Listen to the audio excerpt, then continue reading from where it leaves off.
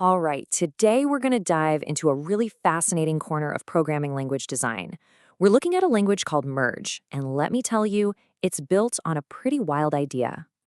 So let's really chew on this question for a second. What if a language had only one keyword? This isn't just a gimmick.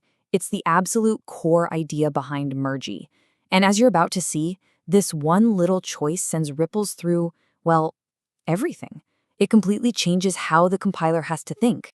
So you might be thinking, why on earth would you do this? Why go to such an extreme? Well, it all starts with a problem that I'm sure every developer out there has run into at some point. And this quote, yeah, it just nails it. Reserved keywords are a pain. Think about it. A language gets popular, it evolves, it needs new features. And what do those features usually bring? New keywords. The problem is you, the developer, might have already used that word for a variable name or a function or whatever, and suddenly with one update, your perfectly good code is broken. It's a huge headache. This slide just lays it all out, doesn't it? On one side, you've got a language like Python or C++, and look at that list of reserved words. It's massive. Every single one of those is like a little landmine, just waiting for a future language update to step on it. And then you look at Merg-E's column, and it's empty. Their approach is basically, what if we could just sidestep that whole problem from the get-go? Okay, so how does Merg-E actually pull this off? How do you build a language without this laundry list of forbidden words? The answer? Well, it's simple on the surface, but it gets deep fast. Instead of dozens and dozens of keywords, Merg-E just slashes that number. Not down to 10, not down to 5. Nope, all the way down to 1. Just 1. That's it. That's the one. The only reserved word in the entire language is scope. Everything, and I mean everything, from security permissions to language features to your own variables, it all hangs off this one single word. Okay, but right away, this creates a huge, obvious question, right? If you don't have words like if, for, class, or import, how in the world does the compiler have any idea what you're talking about? Exactly. It's like navigating a city with only one street sign. How do you find anything? The answer isn't in having more keywords. It's in how Merg-E organizes its entire universe. So instead of keywords, Merg-E takes, well, everything, all the language features, all the security stuff, and sticks it into this big interconnected map. Technically, it's a directional acyclic graph, a DAG for short. And that single keyword, scope, it's not a command.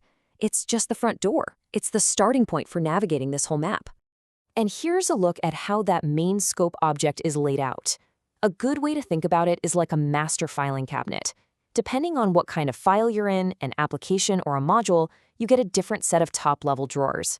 You've got app for your application stuff, NS for modules, lang is where all the language features live, and ambient holds all the low-level system permissions.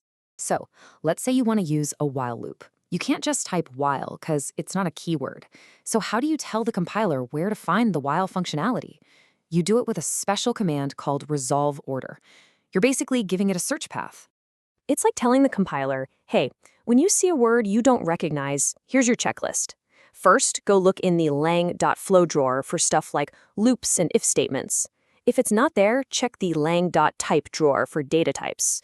Still no luck? Okay, check the imported drawer for things I've pulled in from other modules. The cool thing is, you, the developer, get to decide that order. It's totally flexible. Now, this whole design, this one keyword, map everything approach, it has a huge knock-on effect, a massive one. It completely changes the game for how you even build the compiler. See, in a normal compiler, the very first step is something called a lexer. Its job is super simple. Just slice up the text into tokens. It sees if and says, okay, that's a keyword. It sees myvar and says, that's an identifier. It's simple pattern matching. But in Merg-E, that breaks down. The lexer sees the word while. Is that a loop? Or is it the name of a variable you just created? The lexer has no idea. It can't know without looking at the scope and checking the resolve order you define. And this leads to the big punchline of the compiler design. Merg-E needs something called a semantic lexer. This is not your standard simple-minded tokenizer. This thing is smart. It's an intelligent first pass that actually has to start parsing the code. It has to understand that whole scope map and keep track of what's reachable from where, just to figure out what each word even means. So let's just connect the dots real quick. Why is a super smart lexer not just a nice to have, but an absolute necessity? It's a chain reaction, right? It all starts with that one radical decision, only one keyword, scope. Because of that, everything has to live inside this big, changeable map, the DAG. And because of that, you need resolve order to tell the compiler where to look. And the only way for the compiler to follow those instructions from the very beginning is for its lexer to be smart enough to navigate that map. One decision leads to all the others. When you step back, this whole thing is really a masterclass in design trade-offs. It's all about what you're willing to give up to get something else. And here's the core trade-off for Merg-E. They sacrifice compiler simplicity. Building this thing is way harder than a traditional compiler. But what do they get in return? They get insane flexibility. They completely solve that reserved keyword problem we talked about, and they get to build their entire security model right into this scope map. It's a bold choice. And look, the creator is very upfront about this. They call Merg-E a highly opinionated language. It isn't trying to be the next Python or JavaScript. It's not for everybody. It's an experiment, a practical merge, as they put it, of different big ideas like object capabilities and the actor model, all to see if they can achieve a very specific set of goals. So why should we care about this niche language? Because it's a fascinating experiment in minimalism.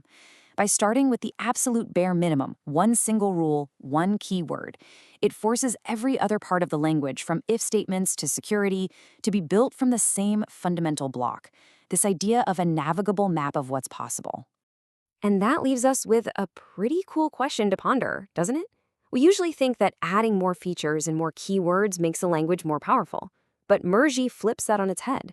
It asks, what if the opposite is true? Could having fewer rules actually lead to systems that are more powerful, more flexible, and even more secure? It's definitely something to chew on. Thanks for joining me.